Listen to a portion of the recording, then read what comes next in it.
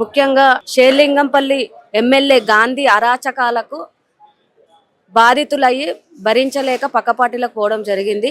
వాళ్ళందరూ కూడా ఈరోజు టీఆర్ఎస్ పార్టీ మీద కేసీఆర్ గారు కేటీఆర్ గారి మీద అభిమానంతో అందరూ కూడా బ్యాక్ టు పెవిలియన్ టైప్లో అందరూ కూడా ఈరోజు వచ్చి షేర్లింగంపల్లిలో పెద్ద ఎత్తున బీఆర్ఎస్ పార్టీలో చేరడం జరుగుతుంది.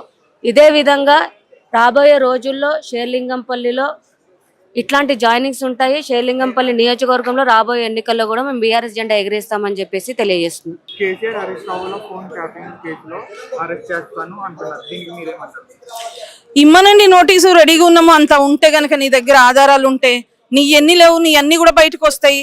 నువ్వు ఈ 2.5 సంవత్సరాల్లో నువ్వు చేసిన ప్రతి మోసాన్ని బయటికి తీసుకొస్తారు, జనాలు ఊకుంటారా? ఖచ్చితంగా కింది స్థాయి నాయకుల్లాగా మాట్లాడాడు కానీ ఒక ఎమ్మెల్యే స్థాయి కూడా కాదు. నాకు ఆయన తెలిసి ఒక జెడ్పీటీసీ నుంచి వచ్చిన వ్యక్తి అయితే ఏ విధంగా అంటే వాళ్ళని కూడా వాళ్ళని కూడా అవమానించడం కాదు. నా దృష్టిలో ఒక సామాన్య కార్యకర్త కన్నా వరస్ట్ గా మాట్లాడాడని మాత్రం ఖచ్చితంగా మాట్లాడతాం. ఒక సీఎం మాట్లాడాల్సిన భాష కాదు. మటన్ మస్తాను అది ఇది అనడం మరి కొట్టుకొని అలవాటు అయినట్టుంది. అక్కడే పనిచేసినట్టున్నాడు మరి రాజకీయాల్లోకి రాకముందు. అదే ఉద్దేశంతో ఆ మాట మాట్లాడిందని భావిస్తాం మేమైతే. అసెంబ్లీకి మా సింహం వచ్చేదాకా నీకెందుకయ్యా, మా ఎమ్మెల్యేలతో నీకు దమ్ముంటే వచ్చి ఒక్కడికి సమాధానం చెప్పు, చూసుకుంటా.